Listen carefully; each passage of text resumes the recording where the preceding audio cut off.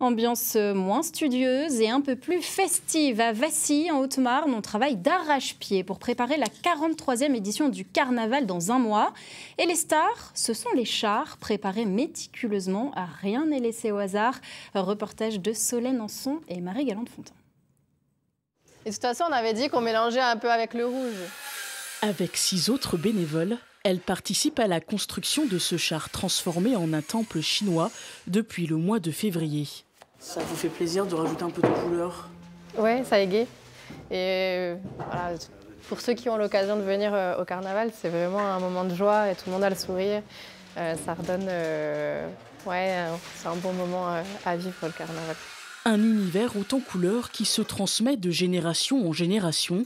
Chez les Guénins, la magie du carnaval de Vassy opère toujours en famille. Jean-Daniel, le papa, ajoute sa touche personnelle depuis près de 40 ans. Au départ, on faisait en grillage, fer, grillage, plus papier journal. Mais c'était long et fastidieux, et puis pas facile à souder. Il faut avoir des bons soudeurs. Après, on est reparti sur du bois, comme cette année. Ou sinon, des fois, on utilise des gros blocs de polystyrène qu'on récupère dans une usine à côté. Il faut dire que le polystyrène utilisé aujourd'hui allège leur char de 4,80 m. Un matériel léger donc, des dessins en lettres chinoises. On laisse combien de chaque côté du coup?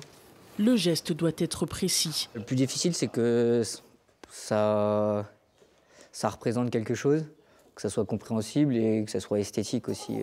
À 20 minutes de Vassy, on se presse aussi pour être prêt le jour J.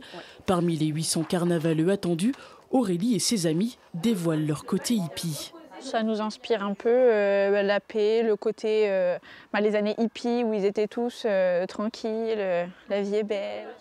Un van entièrement customisé, essentiellement en bois depuis 2 mois. Reste à peaufiner les derniers détails pour le seul groupe constitué uniquement de femmes. On a chacune notre petite spécialité aussi. Moi, je ne suis pas finition. Moi, je suis pas trop douée pour les finitions.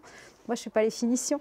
Donc, on a les filles qui sont minutieuses, elles font les minuties, puis nous, on fait les gros œuvres. Rendez-vous le 13 avril, donc, pour les voir à l'œuvre.